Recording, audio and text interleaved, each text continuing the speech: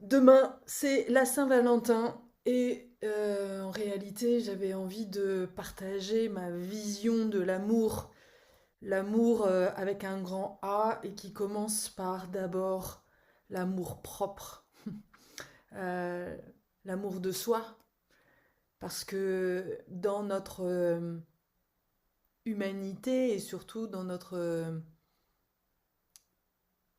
communauté, on va dire, en France, souvent, l'amour, la première amour en fait qu'on te présente et vers laquelle on te dirige, c'est l'amour de l'autre.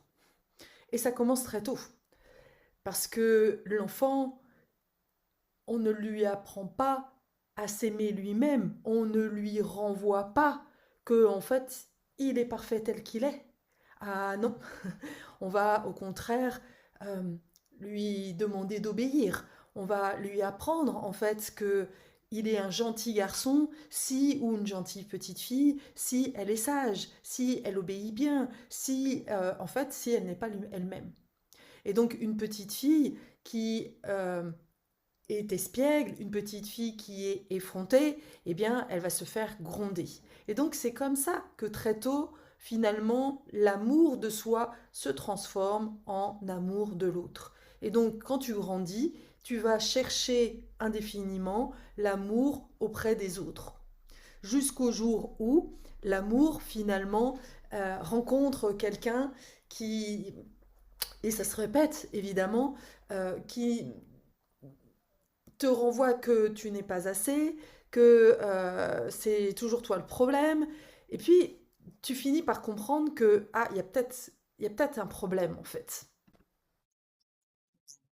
L'ombre se manifeste toujours dans le côté rivalité, jalousie, incompréhension dans le couple, euh, la notion de oui, de rivalité, de conflit qui ne se résout jamais, et dans une espèce d'obsession à l'espoir d'être aimé, mais sans jamais y arriver. Et il y a très souvent dans cette blessure une blessure narcissique. Et très souvent d'ailleurs, l'autre te renvoie que tu es égoïste. Ça, c'est vraiment le comble. Euh, Parce que c'est vraiment un souvenir que j'ai dans une de mes relations qui a été la plus, la plus, comment dire, la plus révélatrice pour moi. Il était psy. Moi, j'avais déjà fait un peu de travail sur moi, mais je n'étais pas, j'avais pas euh, la connaissance en fait psychologique, et donc forcément vu qu'il était psy, je l'avais mis un peu sur un piédestal. Et ça, évidemment, quand l'amour se traduit par une différence de niveau, que lui te renvoie que tu es juste là, mais que peut-être un moment tu pourrais être là, déjà il y a un problème. L'amour commence par là. Mais ce qui est super intéressant, et je crois en avoir déjà échangé ici avec toi, c'est que en réalité, ce décalage-là, il est à l'intérieur de toi.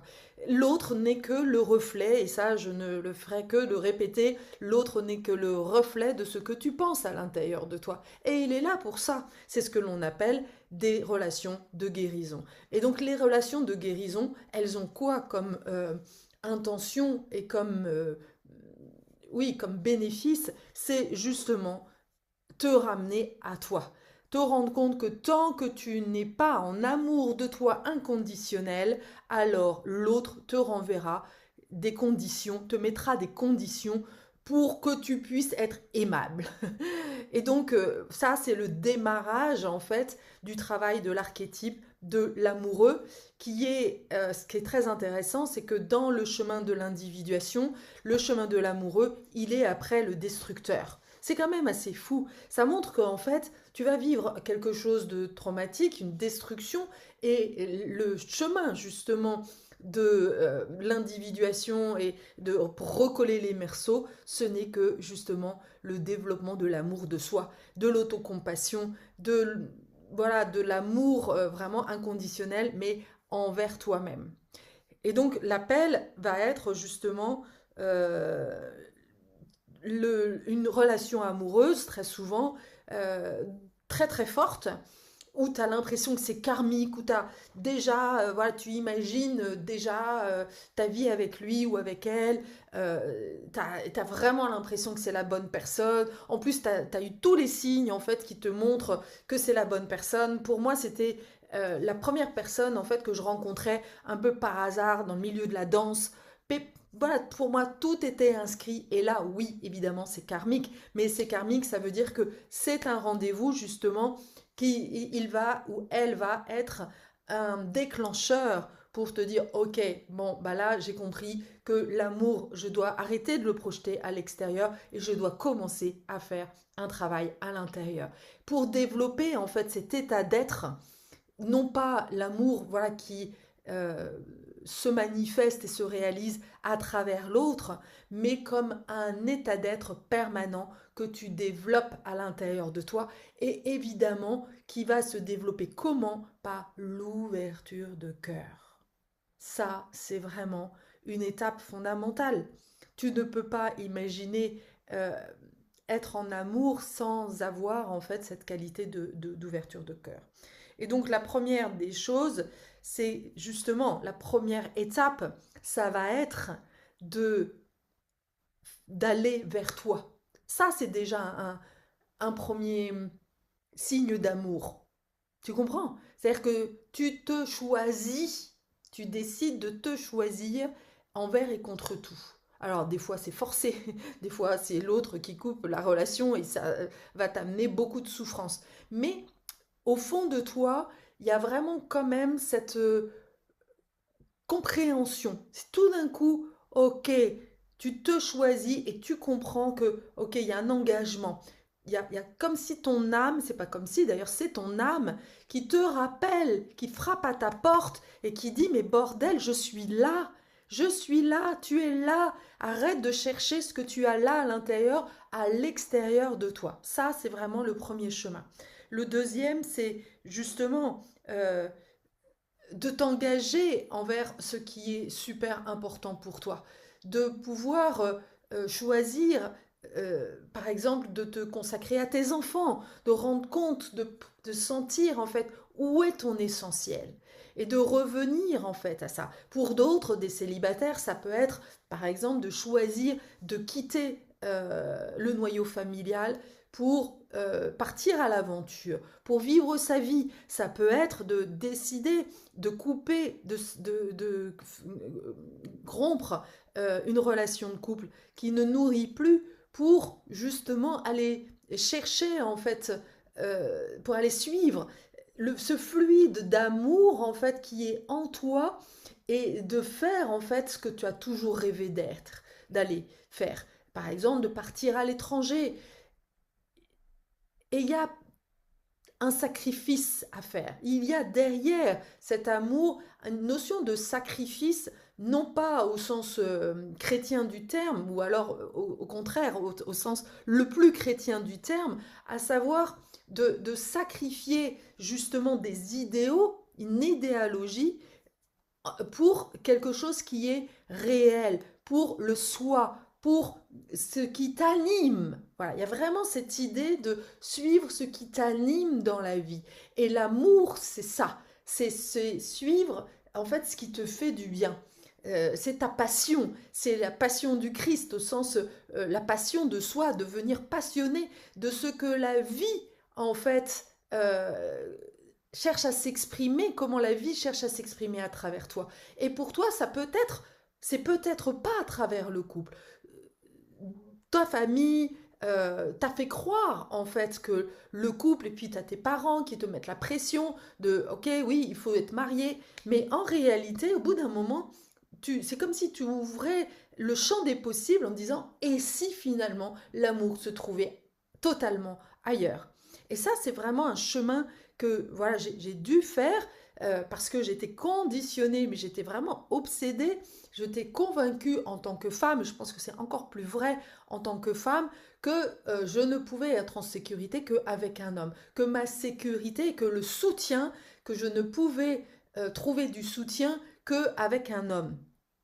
Alors que toute la vie, finalement, avec le recul, me montre que non, ce que je projetais à l'extérieur, le soutien, justement, j'ai tellement cherché le soutien euh, masculin, quelqu'un, voilà, pour évidemment une espèce de second père hein, qui vient me soutenir, m'apporter tout le soutien que je n'ai pas reçu enfant, eh bien, j'ai appris à me l'auto-faire, à devenir ma mère intérieure, à devenir mon père intérieur. Et pour moi, justement, le socle, en fait, d'un amour sain, c'est déjà l'auto-parenting.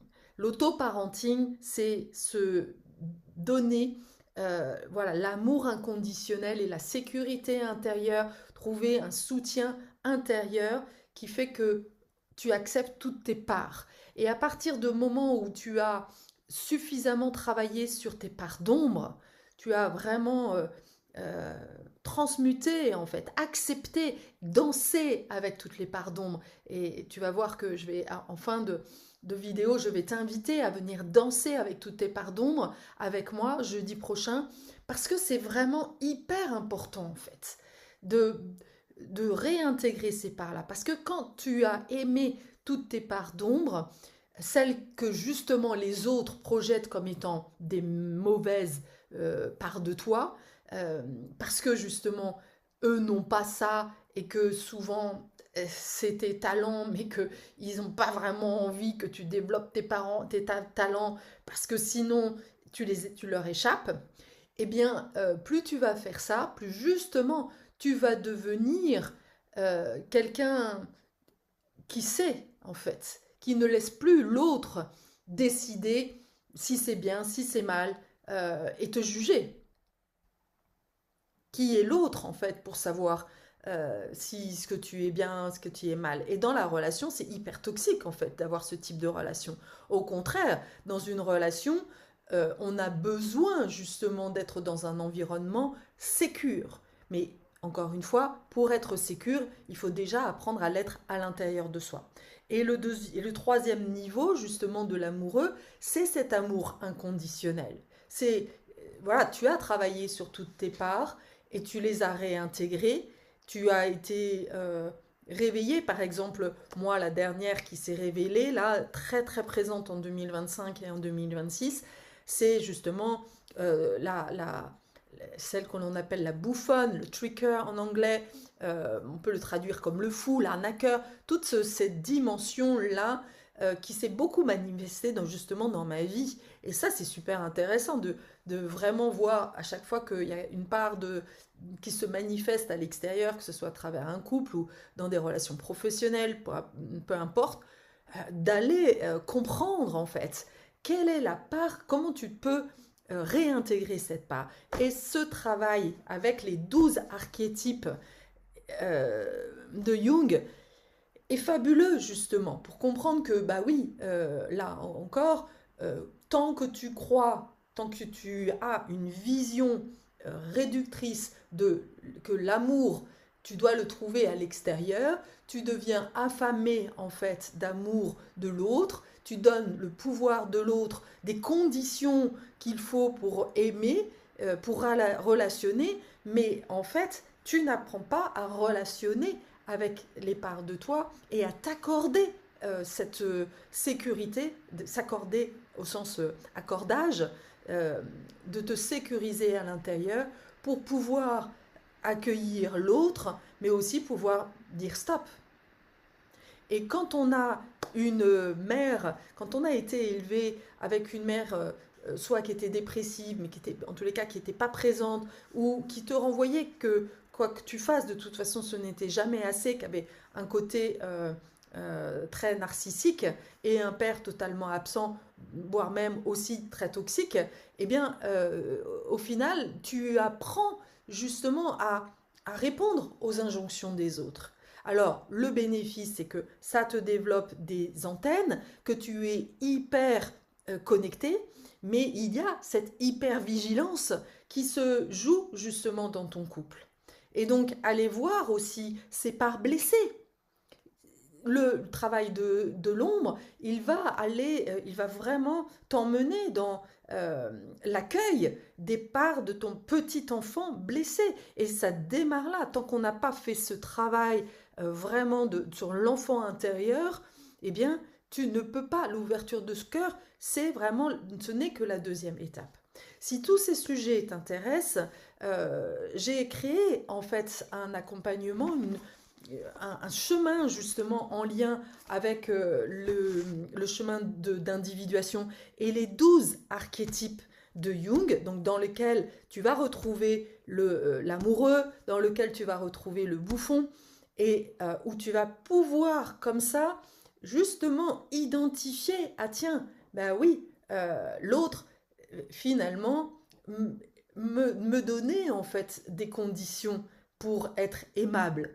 Ok, donc là, je vois déjà que je ne suis pas au niveau 3 de cet amour, mais que j'en n'en suis qu'au début. Ok, donc du coup, j'ai les étapes en fait pour revenir à moi, encore une fois, et faire ce travail de transmutation.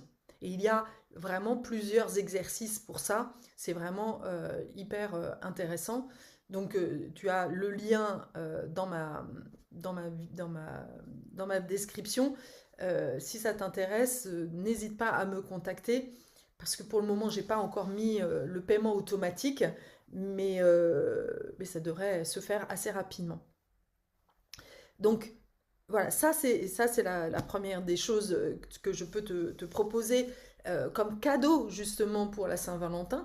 Saint-Valentin, ça peut être, bah tiens, je me fais un cadeau d'aller à la découverte de moi-même, des 12 archétypes qu'il y a à l'intérieur de moi et de pouvoir comme ça cheminer et avancer petit à petit. Tu vas voir, tu vas comprendre euh, le fonctionnement du cerveau, l'étape aussi de comment se construit l'ego, comment se construit l'âme, comment se construit le self.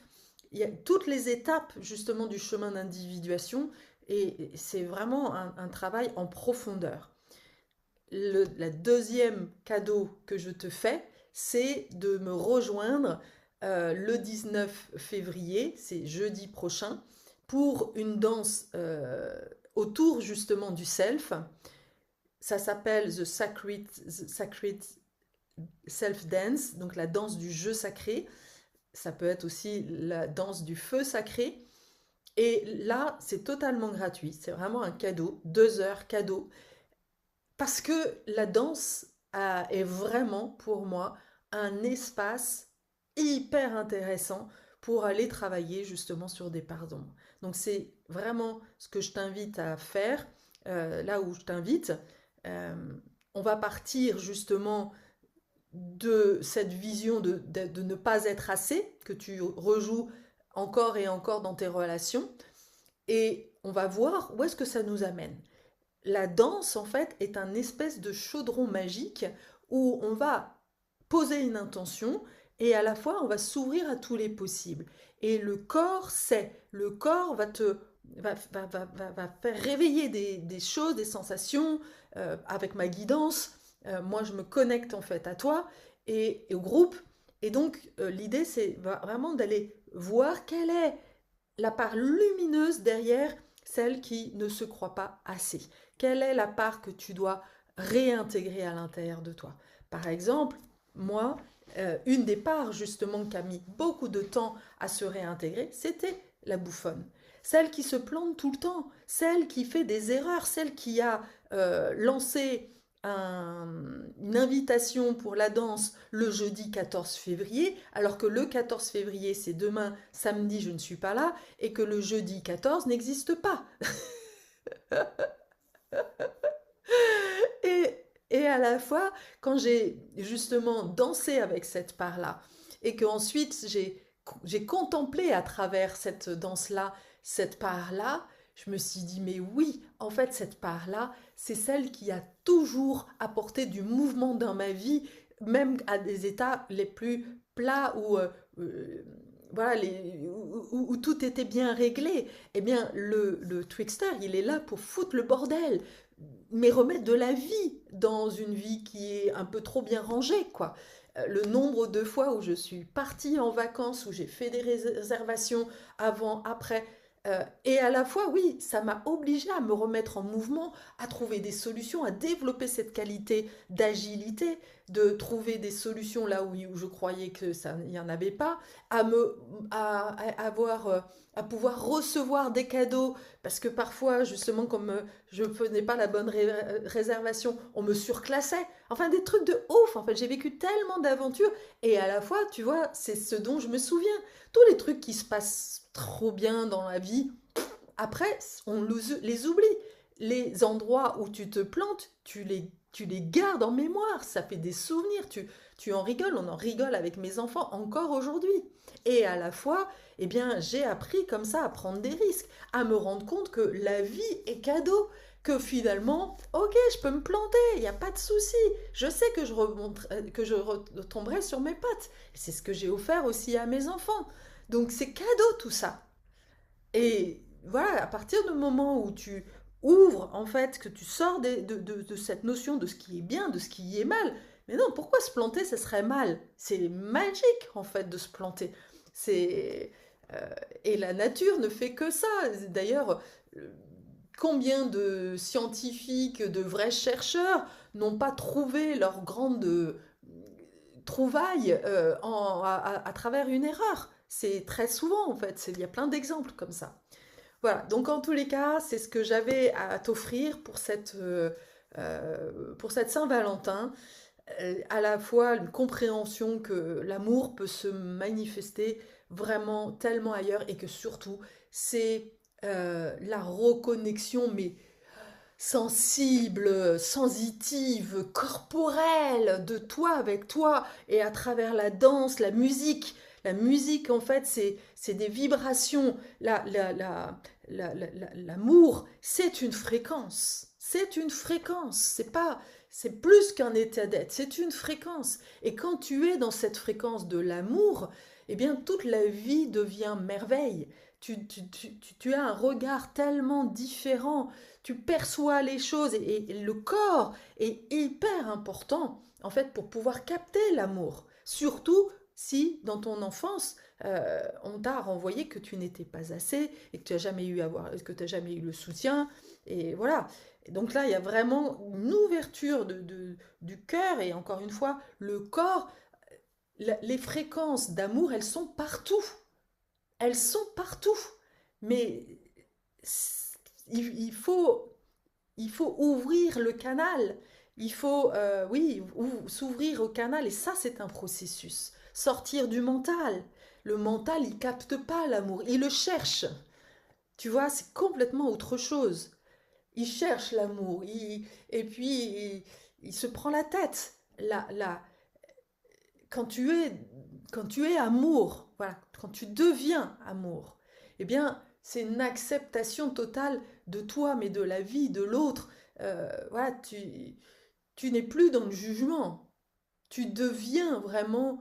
euh, Waouh! Et j'ai deux. Waouh! Voilà, voilà, ça c'est magique. Voilà, je vois la magie de la vie. Voilà, quand tu as l'amour qui circule à l'intérieur de toi, tout est magique. Là, j'ai devant moi euh, deux rapaces. Il y a beaucoup de rapaces ici. Deux rapaces qui volent ensemble. L'amour. Voilà, j'ai pas besoin d'être amoureuse. Le simple fait de voir ces deux oiseaux danser me remplissent d'amour. Tu vois, c'est ça, en fait, être amoureuse. C'est devenir amoureuse de la vie. Mais ça s'apprend et c'est un processus. Hmm. Merci de m'avoir suivi. Merci pour vos commentaires, vos soutiens. N'hésitez pas à me partager. Merci pour vos merci, mais plus que des merci, moi j'aime les résonances. Comment ces vidéos résonnent en vous. Plus vous me renvoyez ce que ça fait à l'intérieur de vous, si tout d'un coup il y a un déclic, si vous avez, voilà, comment ça vous nourrit. Là, c'est cadeau pour moi. À très bientôt.